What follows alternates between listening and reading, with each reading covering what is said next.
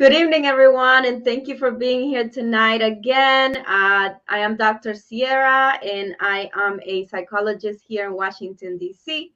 And today, I'm here with my colleague Alani. Wanted to just make sure that you guys know we are here pleasantly and happily talking about topics that are going to move us. So, Lani, if you would like to introduce yourself. Hi everybody. My name is Alani Bankhead, and I'm so glad to be here with you guys and Dr. Sierra to talk to you about feeling less than. And it's going to be a really great conversation. We're really hoping that you guys walk away feeling encouraged and seen because you matter as Latinas. We're really important to our communities and our workspaces. So Yes, absolutely. And as you guys know, we announced 2 weeks ago the launch of the Latina Healing Institute, which is a space where we want to bring Latinas together and bring our experiences together so we can, empower each other, learn from each other, and heal with each other together. Because we cannot heal without community, and we know that in our culture, that's huge. So. yes, absolutely. Absolutely. So Anna, I guess we'll just kick off the discussion. We'll just start really broad talking about feeling less than, and what does that look like for us as Latinas and women in the workspace? How does that show up for you? Feeling less than, wow. I think that it really starts on how we grow up knowing about who we are and what space do we hold in the world, right? So I don't know if you have heard this phrase before, pero esto de calladita te ves más bonita. It's something that you grow up kind of knowing that your voice shouldn't have that space. Your voice is not going to be valued, your opinion, and that you maybe have nothing good to contribute to whatever decision making is happening or whatever is happening. So when we grow up like that, from brain wired from the time we're a child, it shows up everywhere. Shows up throughout your childhood and life until you learn and become more knowledgeable about who you are, what your real power is, and how you can get ahead. But if for me, I think it has shown up a lot with being more when I first came. Well, actually, even in Honduras, growing up in Honduras, girls are encouraged to just sit pretty, and kind of like you are approval of you, uh, of your appearance is pretty. You're pretty, but if you're quiet, or you are acceptable if you don't interrupt, kind of don't hold space. So even in Honduras, I remember as a child, they would people would say to you like, shh, they would shut you up because your opinion was not important. And I remember professors would do that, a lot to girls. But and in Estados Unidos, it happens too. Like in my experience, I think in academia, whew, my goodness, I was raise my hand. I wanted to speak, and then you question yourself. You start thinking, "Wait, am I being too loud? Am I being too aggressive? Am I being because that's what they tell you, right? You're Right. loud. You're aggressive. You're taking too much space." So it shows up in a way that you start carrying this internal conversation, right, with yourself on how to behave in these spaces. Mm. Hmm. Hmm. What about you? Have you seen?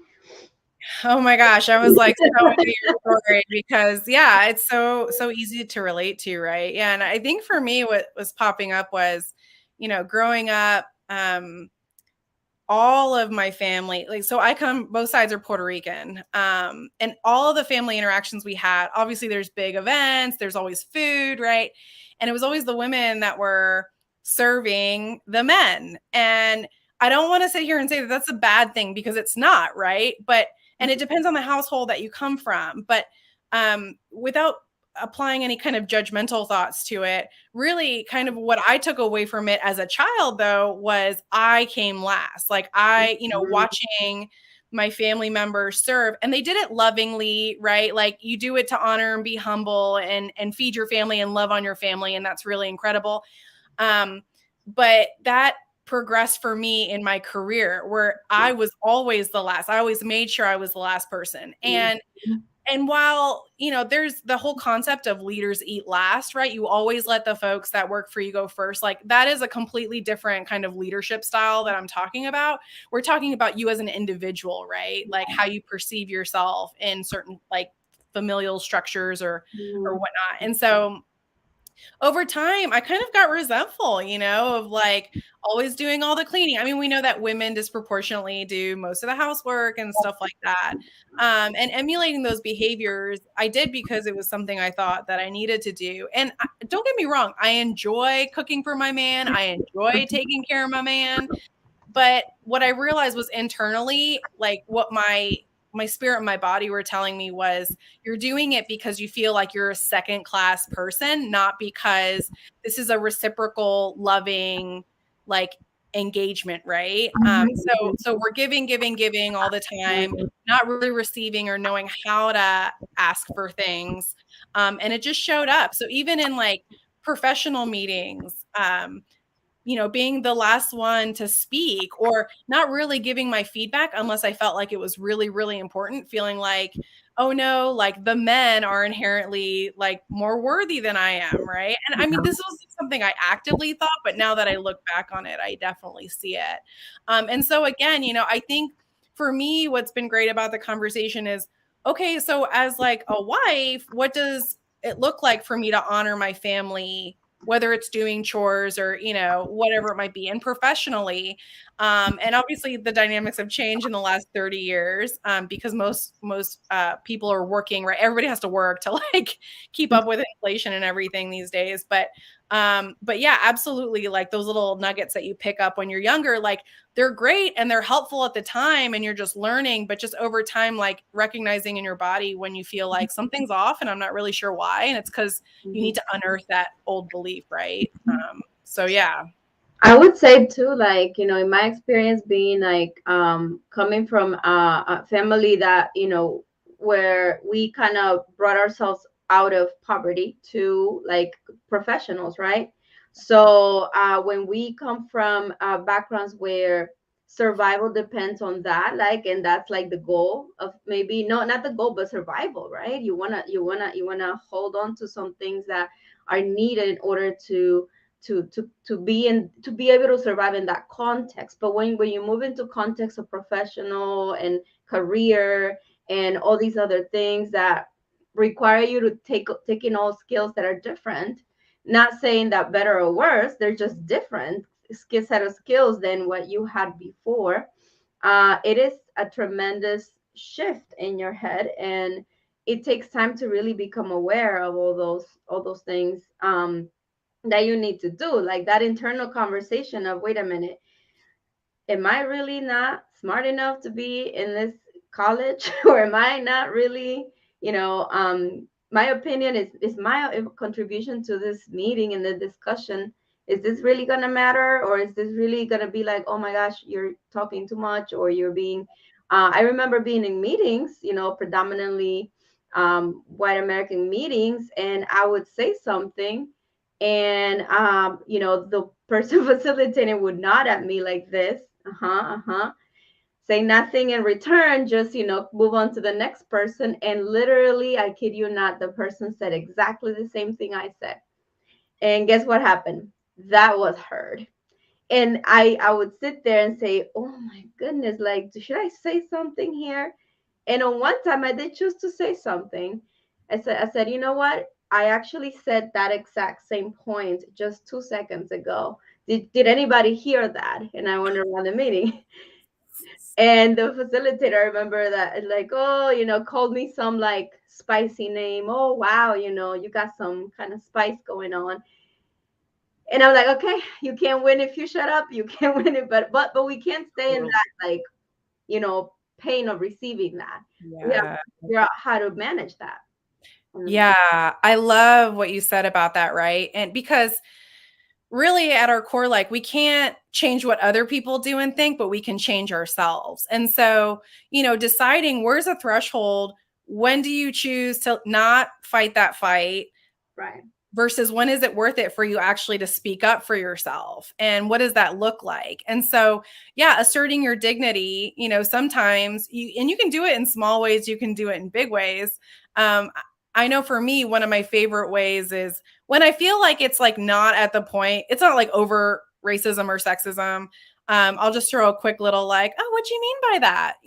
And that way it's like a really nice way of putting them on notice that like, oh no, I need you to explain what you meant by that. And you'll see them stutter and stumble, and it doesn't have to be like a really contentious interaction, but they know for next time, like, oh, like Alani will call you out on stuff. And I also love what you said about survival, right? So like so many of us come from backgrounds where like our parents, came to the United States and really had to like hustle and work their way up. I mean, like made a lot of sacrifices. And I know we're all really grateful to our families for doing that. But you did touch on something. So like Maslow's hierarchy of needs, right? Mhm. Like we're going to go psychology for a split second. So for those who aren't familiar with what that is, it's kind of this concept. Well, you're the psychologist. Maybe you should be sharing. So tell me if I'm saying this wrong, Anna, but Yeah, so like at your basic like points, what you need are like shelter and food and safety, right? Like right, prehistoric days when the lion was there, like run away from the lion. You're right, not thinking about the next thing. You're not thinking about like relationships or procreating. You're thinking about like I need to live, right? Um, right. and then so it's a pyramid, the hierarchy of needs, right? So once you have those basic physiological needs met, then we're moving up to like employment, resources, like property, that kind of stuff. And once all of those requirements are met, then we move up to love and belonging. So like friendship, intimacy, family, like connection. Mhm. One level up higher than that is esteem. So self-esteem, self-respect, recognition, status. And then at the very, very top of the pyramid is self-actualization. So the Mhm. desire to really like transcend who you are. And that's when like, cool woo-woo, like world-changing things happen, right? But Right. to your point, Anna, I love that you shared that because it's like you can only operate wherever you are in that hierarchy, right? And so, like you and I were talking about things beyond safety needs and physiological needs. And so it's important for you to understand the listener, where are you in that hierarchy? If you're at like, I can't pay my bills, then microaggressions aren't even like probably a very big concern. But yeah, thanks for bringing up those really great points, Anna. Exactly. Yeah, we have a comment here. Oh, Analia says, when I talk and I don't agree, they say I'm rebelde, right? Rebelde. It's another way of silencing, right? Like you're not being bonita. Like the opposite of that. And responding to that is really calling you that aggressive, right? That aggressive point of like a woman or you as a Latina should not be this loud. You shouldn't talk. You shouldn't say that. And but then again, when we notice it, the more we notice it, like you were saying, the more we kind of learn to cope with that in the moment, right? So I like what you said when you said, "Wait a minute, I need you to explain what you said by that." That sounds really assertive, and it sounds like I am going to get right here, very close and personal with you. So let's do this. Let's talk about it. Yep, absolutely. But Analia, I like feel your pain because I think we've all been there where when they're telling you, just stay quiet, right? Like, thanks for your feedback. It's not really wanted. I think for me, what helps me through those hard times is I think back to a generation or two generations ago when women couldn't have jobs or they were like Right. teachers, right? Or nurses, maybe. And so, when I think about all of the four women that came before us and struggled and fought for us to get these rights, to have these professions that we're all amazing at, right? I feel like this is kind of the price that we pay for the next generation, right? Challenging those concepts of, oh, yes, I am a rebel. Like, you haven't seen anything yet, kind of thing. And so it sucks. And it is a horrible event that none of us deserve to go through. But at the same time, I feel like this is this is my burden to carry, and hopefully for the next generation it's better and easier, you know. Absolutely. Don't worry for now. Talk here. Amanda has a comment saying having a good point as a younger person in a room of older workers and not knowing how to inject your thought. You Yep. know, yeah, when I was younger, it was harder. For sure. And I think that's a great point too, though, of like all of this is learning and it's all figuring out your own process. So, Mhm. I mean, obviously, I also felt uncomfortable clearly because I felt less than, right, when I was younger. And what I tell people that I work with is action brings clarity. So you think through a situation that happened in the boardroom, whatever it might, you know, meeting, you don't like the way that it went. So like mentally rehearse, if I could redo that situation, how would I Mhm. react? And Right. then the next time the situation pops up, you're mentally prepared and you react. And then you can see how people react to what you say and do. And then you can go back to that cycle of feedback, right? Leave the meeting, think to yourself, how do I feel now about how I reacted? Would I do anything differently? And you just keep tweaking until you reach that Right. perfect response. And sometimes it takes 5, 6, 7 tries until you get there. So I think for you, Amada, is just recognizing like it's just a Action brings process. Yeah. clarity. Thank you, Amada. And we have here Erika Ortiz Pellicer. I often redirect other and assert myself using a phrase. I heard you say that phrase tends to work well. Heart. Those active listening skills work to address microaggressions. That's true. That is very true. I think that's another way of saying, I need you to say something. I need you to tell me what you're saying right now. I heard you say this. So, it brings me back to like an experience, Erika, that I had back in a conference, and this lady, kind of said to me, "Oh, sweetie, can you get me some towels? I'm in room 307, and I'm walking around in a suit because I am in the conference presenting." And I said to myself, you know what? In 30 minutes, I'm about to do this presentation to this full table of people on microaggressions. How ironic! And then I said, you know what? This is not worth getting into it with her because number one, didn't know me. Number two, she assumed that all those things about me, even though I was dressed in a way that I probably didn't look like I was working there. So I said, listen, if you're looking for the service people, it's really helpful if you go to the front desk, which is over there. So if you go over there, they can actually help you over there. But I hope you have a good day. And then she just like, oh my gosh, I'm so sorry. I didn't mean. No, it's okay. It's okay. Have a great day. Keep going. Yeah. No, and Anna, what I love about the way that you just described that is you didn't let it affect you. I mean, I'm sure on some level you were like, I'm sorry, what? I But didn't say the first, yeah. right, but also recognizing like, oh, because I mean, there's definitely a difference between like really overt sexism and racism and the ones that like just don't know any better, and it's exhausting educating them. And if you don't want to educate them, then don't anymore. But yeah, but I love how you're just like, yeah, it's fine over there, and you're moving on with your day. And unfortunately, that's something that we have to deal with every single day.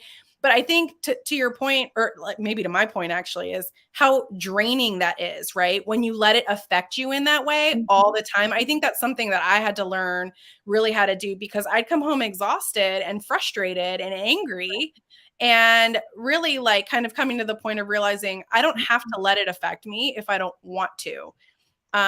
So it was okay for me to acknowledge like what they said was not okay. But at the same time, like assert myself, and maybe if I have to get encouragement from friends, um then that's another thing. But protecting your energy is, I have learned, so critical in being able to redirect the energy I would have used towards dealing with that situation towards something Mhm. more productive, and supportive of my own goals and stuff like that. So, well, that's really interesting, Anna.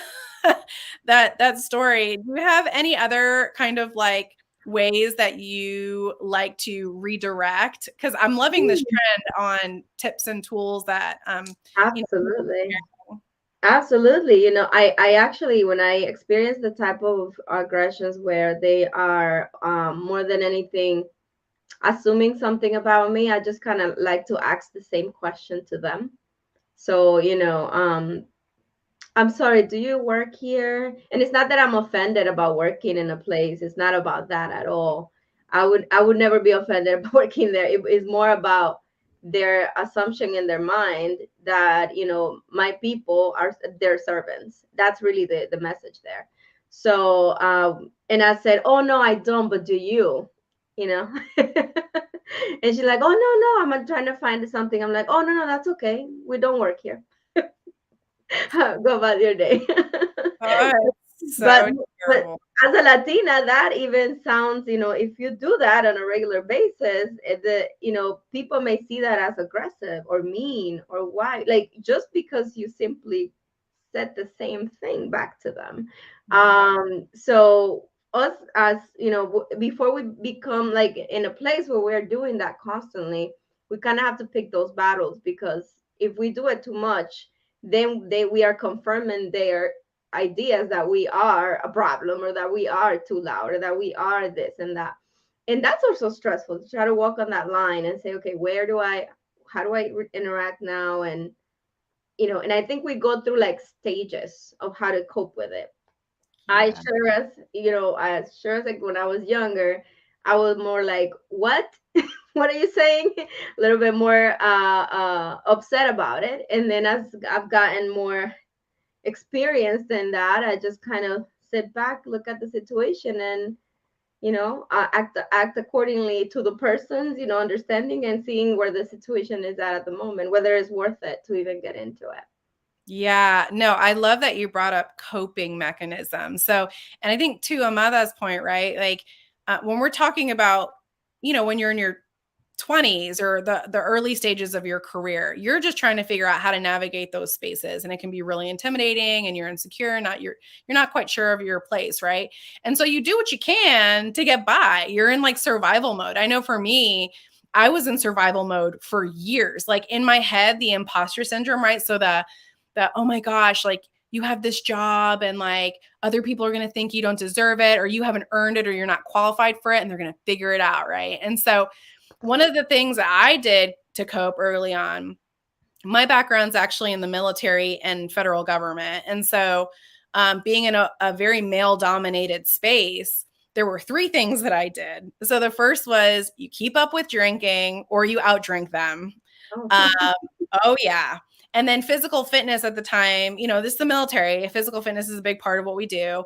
So when we did group physical fitness, like the story in my head was you do not fall out of a group run. You do not stop, doing the exercise until everybody else stops, because the second you stop early, oh, you're weak, right? That kind of thing.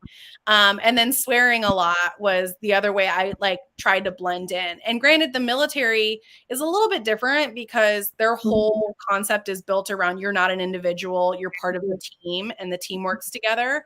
But I can definitely see how, I tried to hide and scrub my brownness off. And, I lamented that I was a woman in a lot of ways because I just wanted to fit in with the guys. And so those coping mechanisms served me. But after many, many years, there was something in like my heart that was like, this isn't working for you. There's something more out there. And so it actually was, I was deployed, I was in Kuwait, and there was this Puerto Rican nurse. I'll never forget him.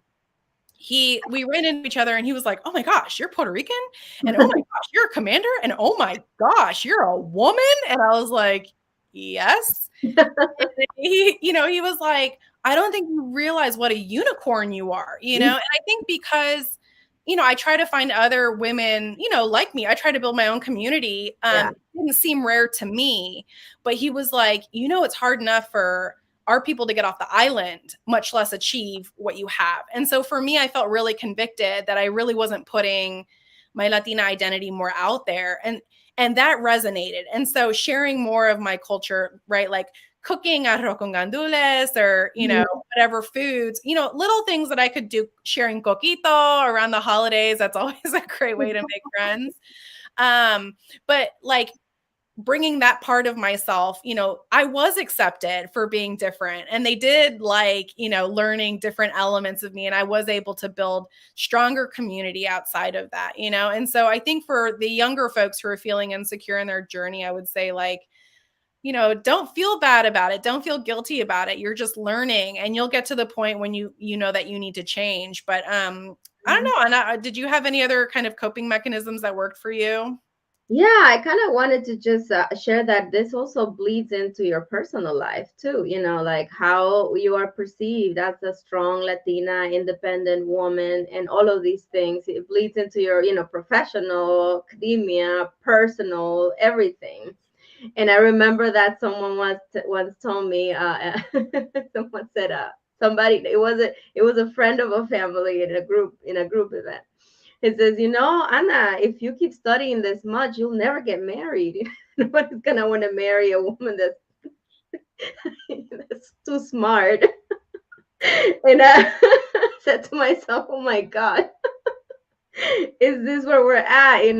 But and the interesting thing is that a lot of the research out there does show that women who speak up more, that are a little bit more assertive and like have more power, have gained more power, whether it's professionally, wealth, or even it's just being a little bit straight up with what they want, they tend to have a hard time finding a partner, because that is something that men think they want, but they don't actually want. Mhm. That's research. I can, link the articles here. It's so interesting to say that it bleeds everywhere into your personal, life. How we shift from being just like calladita, okay, I'm just gonna smile, be cute, to being like, no, no, this is what I need right now. It's a big shift Yeah. and it's scary for people. Yeah, no, you're absolutely right. And it's funny, I just had flashbacks to my dating life. And I remember especially being in DC, right? Like super high powered, like everybody's a working professional, very driven. And I remember going on dates, and of course, like the first question in DC is like, "So what do you do?" What do you do? And right, what do you do? And I was like, oh, like I'd kind of be dancing around it. And then I'd be like, I'm a federal agent. And like, obviously most of the guys were like, "Pew," like, bye, you know? Bye. But that brings up a great point, Anna, too, of so it sucked. I mean, don't get me wrong, it really hurt because I'm just like, seriously, you're judging me for what I Yeah. do? And like, you're that intimidated by little old me. But what I learned over time was if I reframed it, right? Like, okay, so there's like what 4 billion men in the world. I'm like, I only need one. Like, I'm good with one. And I'm sure there's one out there that is secure enough in himself to like deal with my career and my personality. Right. And so I started leading with that, like whether it be like on social media, like first talking to a guy or whatever, like, oh, what do you do? And I'm like, I'm a federal agent. I carry a badge and a gun. And if they threw up the deuces and ran away, like they weren't, I didn't waste any more time on that relationship. But the Right. ones that stuck around, I was like, oh, Okay. okay, cool. Like, let's talk and see kind of where it goes. And Mm. I know like dating lives are just they're so different for everybody, right? But for me, that was the tactic that I used was just put it out there and don't get offended because I'm not the one that's weak. You're the one that's weak. You know Yeah. what I mean? So Yeah, absolutely. Michaela just kind of laughed over there, saying they lie to themselves and everybody. mm, Yeah, and DC is not an easy spot. I don't think for any place though, because if you think about it, this is a subconscious process that happens everywhere we go, right? It's just in different contexts here and there, keep different ways that it happens. But yeah, I mean, another just fun story to share with you guys. And it being very straight up about what you need and everything, you know, exactly would happen in the same way, like, oh, okay, you don't, oh, you would leave everything, right, for your partner. And I'm like, why would I spend a whole entire lifetime building my career to just leave it alone and stay home just because you think you make more money? So it's like, the power struggle that you kind of have to keep fighting, right? It's tough. We have a comment here, if you wanted to look at, Erika. They say, I have a Hawaiian coworker who is a DMP. I don't know what that is. Wait, no one ever calls her doctor. Oh, okay, I see. I was asked by another coworker, what do you call her doctor? She said ARNP. She's a doctor. Worked very hard to get there. They were taken aback by my answer.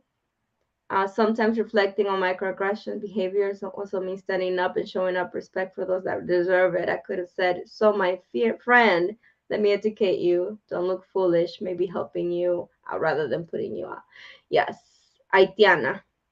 Dice que decía Haitian coworker.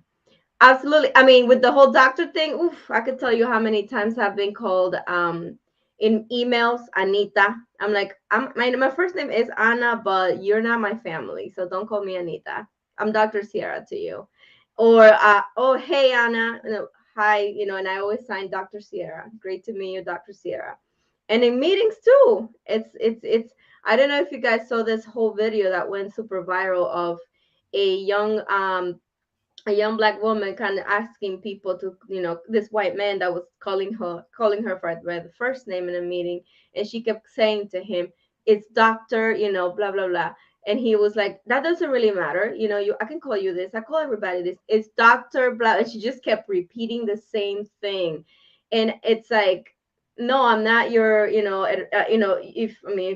you're my friend, and you can call me whatever you want, but professionally you have to defend the whole, not that I want to be better than you, but I earned it and it's my profession. So we don't question white men being called doctors. I mean, Right. actually, I have coworkers that are not doctors that are called doctors without being doctors, called not doctors. So it's Wow.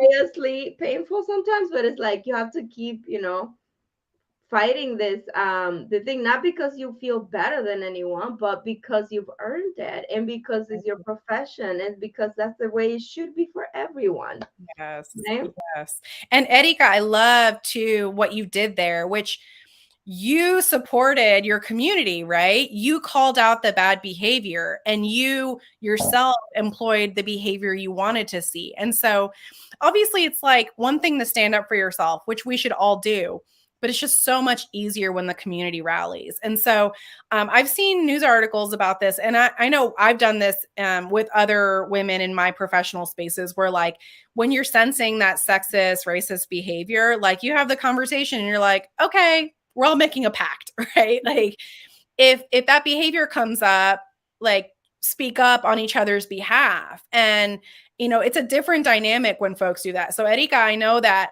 that coworker is so appreciative of what you did. And sometimes, it's not just about like you hope that they would react that way. Right.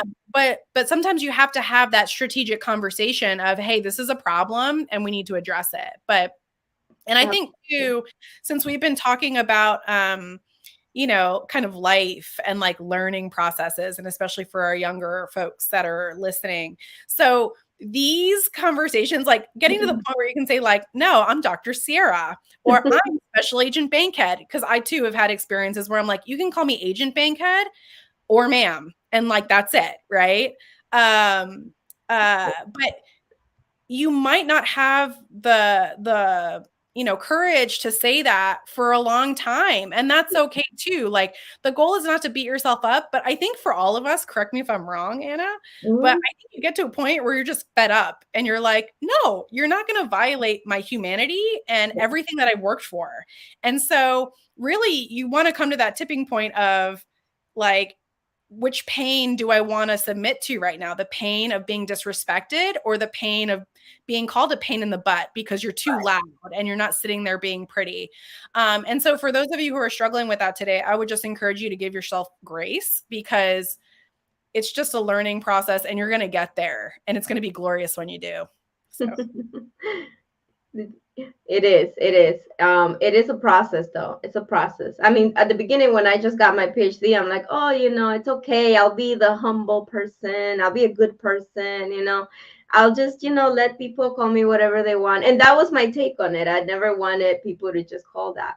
But after I kept seeing that, people in the room with that were just doing it in a disrespectful way, that was a little bit, like, wait a minute, I can't just stay quiet about that. And that is that part in us Latinas, that once we find that power and that in ourselves, we adapt as we go into every phase of professionalism. So now I do say it. I know Dr. Sierra, address me as Dr. Sierra, please. And I've had people that continuously do that, and I'm like, well, and but you have to keep doing it, because it is really you standing up for yourself and making sure that you have that you as a Latina hold that space, right? That they're not seeing you as the invaluable Latina that they perceive in their mind, but that they can learn to see the value. We have another comment here by Elvia. Being the only Latina in a space and not having enough research or information to justify what I'm asking for. I always get asked for whys, while others may not always get this. mm. Mm-hmm. Ooh, that drives me nuts. Why? Yeah. Mm-hmm. When you're, hey, can you take care of this? Why? Oh my goodness. Yeah. So crazy. Um, that's a really great question. And I think obviously it just depends on how you choose, like you want to deal with this situation.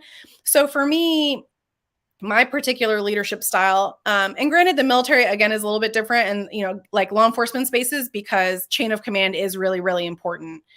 But what I've learned is, for me, I am a teacher at heart and I'm very collaborative. And so I will always take the time to explain why, to the people that are working for me if I can. I really want them to understand at the ground level, like, I'm asking for this because at a strategic level or at a level 5 up from us, this is what's happening and this is how what we do impacts that. And so I take time for that if I can. Sometimes we don't have time, and sometimes I need you to just do it.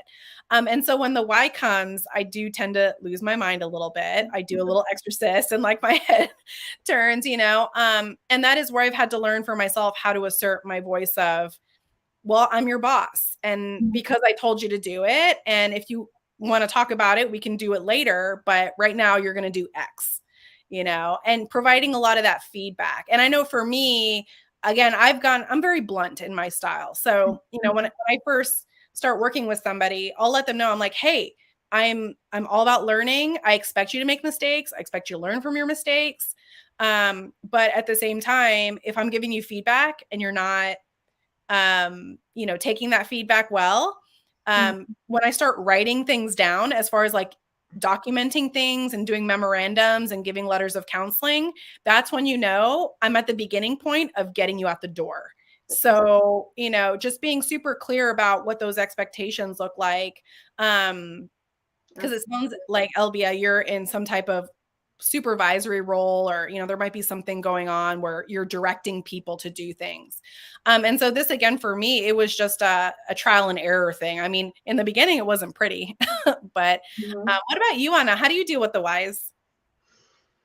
I have them wonder why they ask why, because my field is a little bit more it's counseling, therapy, psychology. So I have them wonder why they whys. Why are you why are you whying me right now? Like, let's I explore that love it. and let's learn together. I'm so And let's process it all out here. What does this mean to you? And what does that mean to your relationship with supervisors? And why do we need to shift that? And would you be answering that same question to other people that are not like me? Because we have to process biases. And I'm responsible for, like, mentoring and supervising people that are coming up and have to learn these things as well, because we have different generation styles. Also, people work differently, but I have them ponder because I have more time to do it, right? Right. If so clear expectations at the beginning, but also have them challenge their own internal process of how they're perceiving, a brown person, like as a boss. And I have had, different kinds of people, that that I supervise or that I've, helped out. And it's interesting that that's hard to sit on that when you ask, like, wait a minute, is this, or when this happens, even in like a peer co-working space where you are being looked at more closely, right, than others. And that is also another way of it coming up. I love what you said about being an educator, and I do pick my battles with that. But I also like choose not to be an educator because I also feel like I don't have to. Ooh, yes, So yes, I remember being in a place where this young, young woman, young white woman said to me, "I really want to learn about diversity. Can you please help me and train me and talk to me and like, give me some time every week to do this?" And then I said to that person, I appreciate like that, the whole thing. Very, very well intentioned, and that's great. I'm glad that it comes out of your own motivation to learn. However, let me ask you a question. If you wanted to learn about accounting, would you go to an accountant friend and say to them, "Can you give me classes every week and spend your time, your efforts, your teaching, your everything at no cost at all?" Would right. you do that to that? Or any other field you wanted to learn about? If you wanted to learn about, I don't know, coconuts, would you ask the coconut man to give you an hour at no cost? So, like anything in learning, you need to figure out formal ways of learning that on your own. You don't Right, have to depend on me as the only brown person in this whole place to teach you everything about brown people because I don't represent everybody. I'm right. this tiny piece of people.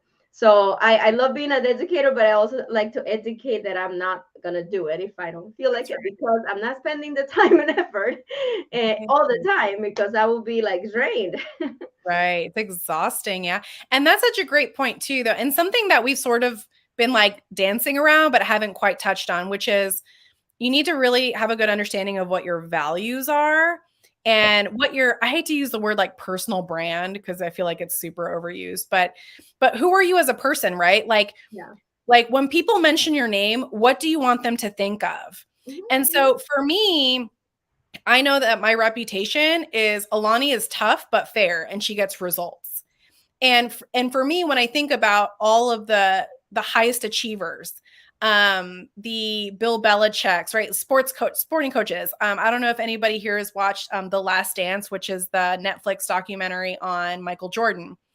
His teammates talk about him like he was a tyrant, but he's Michael Jordan. Like he has what, 7 championship rings? Like he was all about winning and he was going to make the team do the work, right? And that was his brand. So, for us being sort of like on different ends of the spectrum, maybe Yeah. like, some people feel called to be the bridge builders, especially in the season of so much strife. Other people don't. Other people are called to other things. And so for you, whether you choose to be the educator or you choose to, no, I'm reserving my energy for other things, it's completely up to you. And once you decide, you can change your mind later on too.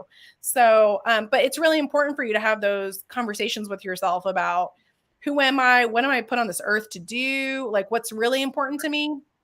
And if you're not quite sure how to figure out what that is, what I usually tell people is think about the things that drive you the most nuts. They usually point you to your gift. So, like, Mhm. for me, kindness is really important. Like, when people don't hold doors open for people that are right behind them, I'm like, oh my gosh, like, what is wrong with you?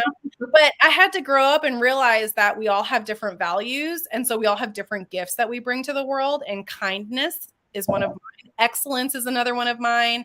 Collaboration is another one of mine. Those are things I really shine at, but I know it's because it drives me bananas when other people don't do it. So for you, explore like, oh no, like I hate it when people, you know, um, I don't know, are disrespectful in public spaces, or you know, whatever, in the environment, cleaning up, whatever your value system might be, are really great indicators for you as well. So Absolutely. Yeah.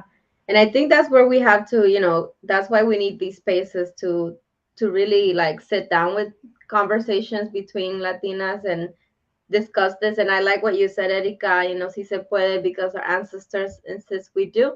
Palante, absolutely. I feel like, we do have all these trends that come from our people in the behind us, that, we can gift to the new generation, but also to shift things. It may not be, quick or easy, but, it does take every one of us to right. do that.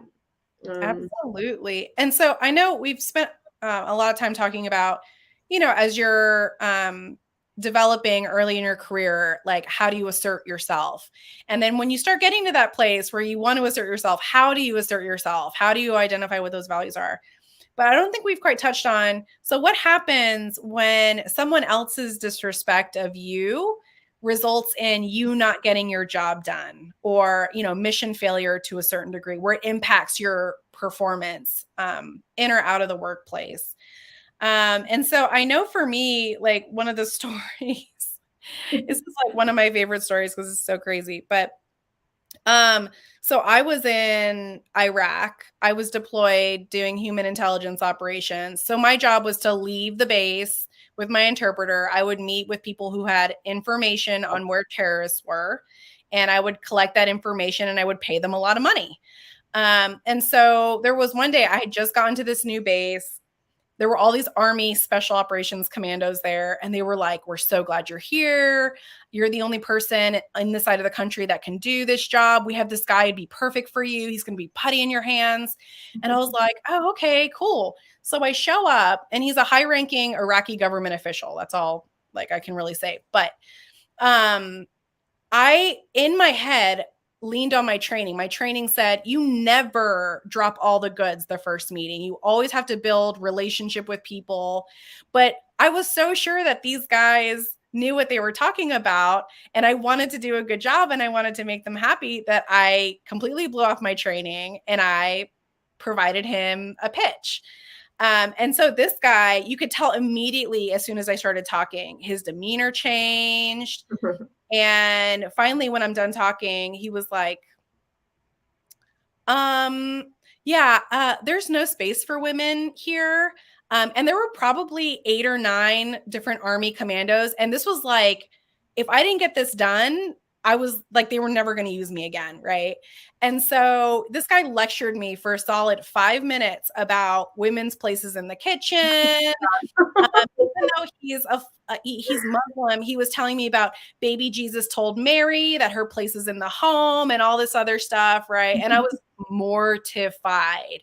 And so I didn't get the job done, and I was just really worried that it was going to reflect in my performance evaluation, right? Yeah. And so what I ended up having to do, and I feel like this is just Providence like intervening on my behalf, but I somehow got connected with this intel analyst back. He was in the United States, actually. I don't know his name. I don't remember his name. I only had one conversation with this guy. And I was like crying to him on the phone. I was like, oh my gosh, like this guy totally just disrespected me because of my gender. Like, what am I going to do? And he said, Alani, KMH. And I was like, what does that mean? And he says, keep mama happy. And he goes, it doesn't matter what you look like, what gender you are. He's like, you could be an alien for, for what anybody, cares about. But he said, what these guys care about is keeping their wives happy, because everybody knows when you have an unhappy spouse, they're going to be nagging, they're going to be, on them kind of thing. And this guy wanted to get paid, but his ego wouldn't let him work with me initially, right? So turning around, going back to that guy, I ended up in a second meeting with him where I straight up was like, oh, hi. I can talk to 10 more guys outside of this room and get the same information that you have. So either you work with me, the woman who's not in the kitchen, and I pay you, or I'll go pay somebody else. And then Yeah. all of a sudden it was, oh, yeah, let's talk, blah, blah, blah, whatever. I got the information I needed. So, in that sense, I think for me, what I've learned is like on some level, well, you are going to experience failure, period, because of your gender, because of how you look, right? But at the same time, for me, sort of trusting that the answer is going to show up at some point, so that I can reframe and change the situation around. It took guts for me to decide, like, I need to reach out to someone and ask for help, an expert in the area who understands these things, for them to speak life into me, and then for me to bet on myself and go out and make the pitch a second time, right? And so Mhm. I don't know, Anna, for you, like how you've experienced something like that where, because of your gender or your ethnicity, somebody did something that caused you to lose business or maybe fail at a project that you were working at, and how you kind of recovered from that. Oh my gosh, yes. I mean, I don't think that I can say it was directly that I did something actively to fail, but I think it was more that I stayed quiet too long. So then it failed. So a lot of people don't know, but I did go to a different school in my master's. I enrolled actually in New Jersey at a school over there. I say where, but yeah, they know their business. And I was in this counseling course taught by a white psychologist, a man, and we had this group project. So we had these three of us, right? I'm the only Latina. There were two other white women, and I kept sending them like emails every week. Hey, let's meet so that we can do the project. And for like about 4 or 5 weeks or so, I'm like, I would see them in class, and I'm like, hey, you guys, did you get the email? Well, let's meet. And da da da da. And then they said, well, we're busy. We'll get to it. Like, that's weird. I just never heard people delaying, or maybe they just do it last minute. I don't know. You know how group projects can be. So Mhm. I said to myself, let me start off work on my own, and then when we're ready to do, we'll do it.